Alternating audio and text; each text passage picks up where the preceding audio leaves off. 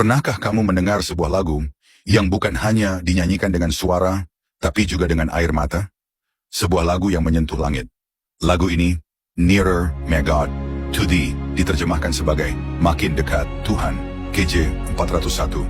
Himne ini bukan hanya lagu, tetapi ini adalah doa, jeritan hati, dan harapan mendekatkan diri kepada Tuhan, bahkan dalam keadaan sulit. Namanya, Sarah Flower lahir pada tahun 1805. Ia bukan sekadar penulis biasa. Ia adalah putri dari Benjamin Flower, seorang jurnalis dan politikus berani yang tak gentar membela hak-hak rakyat dari penindasan penguasa. Tak heran, sejak muda Sarah tumbuh dengan semangat perjuangan. Ia menulis prosa, puisi, artikel tentang kebebasan, martabat perempuan, hingga hak asasi manusia. Di tengah hidupnya yang penuh semangat, datanglah seorang pria bernama William Bridges Adams, seorang insinyur dan penulis. Mereka jatuh cinta dan menikah pada tahun 1834. Namun, harapan Sarah untuk menjadi artis panggung hancur saat ia divonis menderita tuberkulosis, penyakit yang juga merenggut ibu dan adiknya, Eliza. Di atas ranjang sakit dengan tubuh lemah, Sarah tetap menulis. Ia menyalurkan jiwanya ke dalam puisi-puisi rohani. Ia menggali inspirasi dari Alkitab, mencari kekuatan dari kisah iman.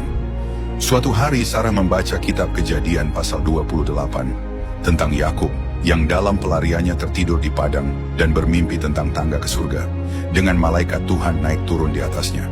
Dari kisah itu lahirlah syair yang menyentuh langit. Nearer, My God, to Thee. Sungguh, di tengah penderitaan, ia merasa lebih dekat dengan Tuhan. Namun syair itu masih belum memiliki melodi. Hingga 2 tahun setelah Sarah meninggal dunia, datanglah seorang musisi bernama Lowell Mason. Ketika membaca syair Sarah, ia terdiam.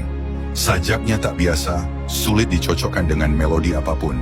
Suatu malam, dalam gelap di tempat tidur, Mason tak bisa tidur. Lalu, entah dari mana, nada demi nada mulai mengalir ke dalam pikirannya.